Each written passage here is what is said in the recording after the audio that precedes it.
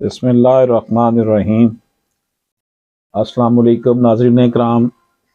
Ashraf आसमी advocate आपकी खिदमत में हाज़िर। नाज़रीन इकराम, सुप्रीम कोर्ट ऑफ पाकिस्तान की judgment honourable justice Syed Mansoor Ali Shah, mister justice Ayesha A Malik, mister justice Athar Minallah, इन्होंने ये केस सुना। Civil petition number 3509 of 2021 and 1494K of 2021। इसे सुप्रीम कोर्ट की वेबसाइट पर आप दे सकते हैं। CP 3509 है इसका। ये क्योंकि लेटेस्ट जजमेंट है, इसका ज़ाहिर है PLD या किसी और में जहां भी ये आना होता है बाद में आता है। ये लेटेस्ट है, इसलिए मैंने आपको इसकी डिटेल बता दी है कि इसे आप इस तरह सर्च कर सकते हैं। नाज़रीन इकराम, यहां पर जो इंपॉर्टेंट बात डिस्कस की जा रही है, application by a person who was not a party in the proceeding before the high court. अगर कोई शख्स हाई कोर्ट में की प्रोसीडिंग में पार्टी नहीं और वो सुप्रीम कोर्ट में आकर पार्टी बनना चाहता है, तो इस हवाले से क्या किया जाएगा। इस हवाले से जो बात की गई है, ये फैसला सैयद मंसूर अली शाह साहब ने लिखा है। इस हवाले से जो बात हुई है कि we have noticed that the petitioner was not a party before the High Court as his application for impleadment was dismissed wide order dated 27/5/2021 and subsequently the main petition was decided on 2/6/2021 which has been challenged before us by the said petitioner।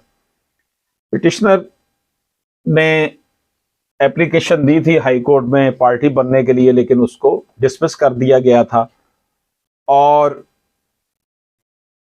Main जो petition थी जिसमें ये party बनना चाहता था उसे decide कर दिया गया। तो पिटिशनर अब उसके खिलाफ सुप्रीम कोर्ट ऑफ पाकिस्तान में आया है कि उसे पार्टी क्यों नहीं बनने दिया गया, वो पार्टी बन सकता था। तो गोया कि हमारा आज का जो टॉपिक बनेगा वो application by a person who was not a party in the proceeding before the high court. नाज़रीन इकराम, इस हवाले से honourable supreme court of Pakistan ने रेफरेंस दिया है। HM Saya has held in 1969। ये 1969 की जजमेंट है HM Saya की। इसका मैं आपको बताता हूं। ये है PLD 1969 SC 65, PLD 1969, PLD 1969 SC 65। इसका हवाला दिया है ऑनरेबल सुप्रीम कोर्ट ने कि that a person who is not a party to a suit or a proceeding may prefer an appeal if he is affected by the judgment, decree or order of the trial court provided he obtains leave from the court of appeal। तो जनाब ये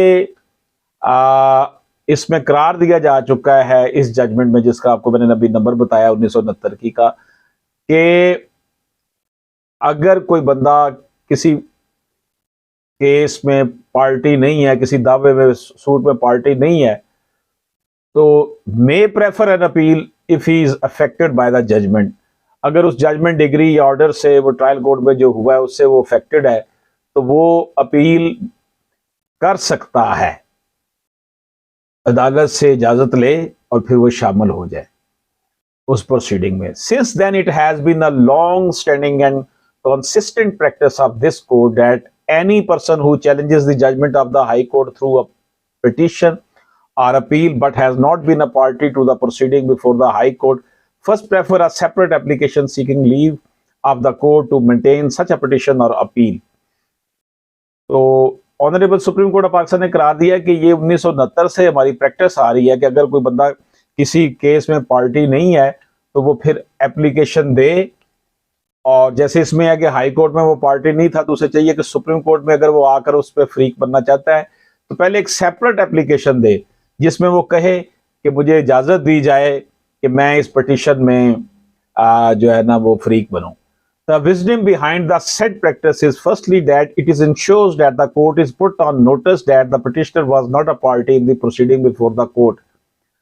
जब वो यहां पर आकर application देगा supreme court में कि जनाब मैं पहले पार्टी नहीं हूं, और आप पार्टी बनना चाहता हूं, तो अदालत के नॉलेज में आ जाएगा कि ये बंदा, यानी डायरेक्ट वो ना अपील कर दे या कोई पिटिशन कर दे, बल्कि वो पहले एप्लीकेशन दे कि मैं इस पे पार्टी नहीं हूं, मुझे पार्टी बनाया जाए। इससे अदालत उस्मा ने कहा कि इसकी विजडम ये है कि जनाब कोर्ट को पता चल जाएगा, कोर्ट के नोटिस में आ जाएगा कि ये बंदा पहले से पार्टी नहीं है, हाई कोर्ट में जब केस चला था।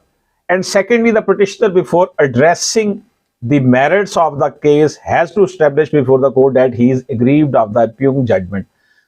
और दूसरा उन्होंने पहलू ये इस जजमेंट में ये था कि ये है कि इस जजमेंट का फायदा ये है, इस पॉइंट का फायदा ये है कि जब जो फ्रीक है जो उसमें पार्टी बनना चाहता है, वो जब मेरिट्स पर बात करेगा तो वो फिर से इस्टेब्लिश करना पड़ेगा कि जो जजमेंट या डिग्री है या ऑर्डर है उससे उसको किस तरह वो मुतासर है, क्या उसका खिलाफ ये गई है। Once these conditions are met and the application is allowed by the court, the petition or appeal is duly numbered and fixed to be heard on merits. पहले तो वो एप्लीकेशन दे, कोर्ट ये देखे कि वो उसमें एग्रीव्ड है या नहीं है। जब उस एप्लीकेशन की मंजूरी हो जाएगी तो फिर अदालत उसकी पिटीशन को, उसकी अपील को नंबर लगाए और जो उसने एप्लीकेशन दी है उसको भी नंबर लगाए। डायरेक्टली उसने जो भी अपील की है उसको अदालत के सामने पेश ना करे। This practice has been a part of Order 37 Rule 7 of the Supreme Court rules. Supreme Court का जो Order 37 Rule 7 है उसमें ये तहरीर है, यानी Order 37 Rule 7 of the Supreme Court Rules 1980 1980 के जो उसके रूल थे सुप्रीम कोर्ट के, उसमें ये लिखा हुआ है, For a long time and promotes transparency, openness and good judicial governance. ये ट्रांसपेरेंसी के हवाले से, ओपननेस के हवाले से और गुड गवर्नेंस के हवाले से बहुत बेहतर है, शफाफ तरीका है। We therefore reiterate the principle in HM साया and endorse the said practice of the court.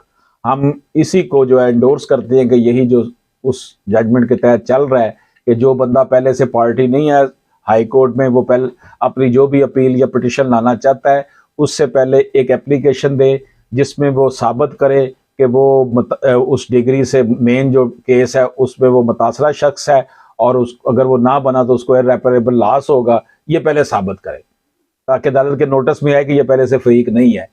In the instant case, learned counsel for the petitioner has frankly pointed out that he wishes to prefer such an application, let the same be done. इस case में जो petitioner के वकील साहब है उन्होंने कहा है कि वो एप्लीकेशन देना चाहते हैं, let the same be done, अब वो दें। However the office shall the number the petition and first entertain the aforesaid application. तो ऑफिस को चाहिए, सुप्रीम कोर्ट के ऑफिस की बात करें कि पहले वो ये जो उन्होंने पिटिशन इसकी ली है उसको डी नंबर करें, उसका नंबर खत्म करें। पहले जो एप्लीकेशन है पार्टी बनने की वो एंटरटेन जब होगी, which shall be put up before the court for appropriate, उसको पहले हमारे सामने लाएं ताकि हम उसके ऊपर अप्रोप्रिएट ऑर्डर करेंगे ये पार्टी बन भी सकता है या नहीं बन सकता है। Office shall also submit a report for our perusal in chamber as to how the petition was entertained and numbered in absence of any application seeking permission to file this civil petition in the wake of such a long standing practice of this court.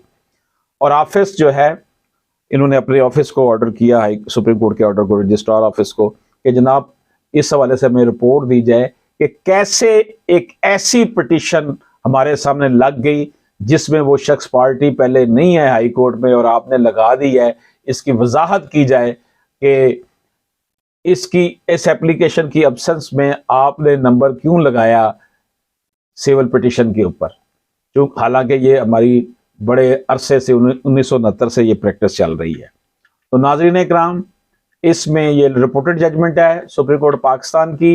इसमें उन्होंने जो सहारा लिया है वजीर HM साया and company versus वजीर Ali industry limited PLD 169 SC 65 का, और उसके साथ साथ रूल्स की भी बात की है। सुप्रीम कोर्ट ऑफ पाकिस्तान के जो रूल्स हैं 1980 के, उनका भी उन्होंने इसमें हवाला दिया है, order 37 rule 7 of the supreme court rules 1980 का, कि जो बंदा हाई कोर्ट में नहीं है, फ्रीक बन सका, वो पहले एक एप्लीकेशन देकर आप अपना ग्रीवियंस बताएगा कि जनाब मेरा ये मसला है, अगर मुझे फ्रीक ना बनाया गया तो मेरी जो है वो ख़त्म हो जाएगी, एंटिटी ख़त्म हो जाएगी, मुझे लॉस होगा मेरे लिए। जब अदालत उसकी इस पिटीशन, इस एप्लीकेशन पर ऑर्डर करेगी, तब ऑफिस मेन पिटीशन लगाएगा, उससे पहले नहीं लगाएगा।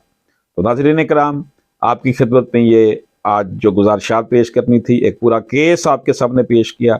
इस केस स्टडी के बाद हम इस काबिल हो गए हैं कि हम जान सके कि जनाब अगर कोई बंदा हाई कोर्ट किसी को फ्रीक नहीं बनाती, डिसमिस कर देती है उसकी एप्लीकेशन कि तुम फ्रीक नहीं बन सकते केस पे, तो सुप्रीम कोर्ट में अगर जाता है तो सुप्रीम कोर्ट उसको सुप्रीम कोर्ट के ऑर्डर्स की रूल्स की वजह से और साथ वो जिसका हवाला दिया है उस पे उसको बहाल कर सकती है और कर भी दिया है। और यही डायरेक्शंस जो हैं वो तमाम अदालतों के लिए भी की जा सकती हैं, ख़ास तौर पर हाई कोर्ट के लिए। तो अशरफ आसमी एडवोकेट को इजाज़त दीजिए। अल्लाह हाफिज़।